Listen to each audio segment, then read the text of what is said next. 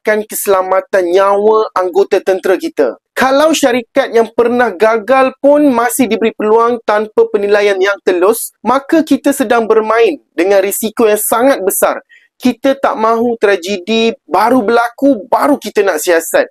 Kita tak mahu lihat anggota kita menjadi mangsa disebabkan kegagalan sistem yang sepatutnya dijaga dengan rapi, dan kita tak mahu kerajaan terus berselindung di sebalik slogan madani yang makin lama makin kosong maknanya. Kepada Menteri Pertahanan, ini bukan masa untuk diam. Jelaskan kepada kami sebagai rakyat 4 jawapan persoalan yang telah dikemukakan oleh IR TS Nurul Islam Muhammad Yusof di Facebooknya.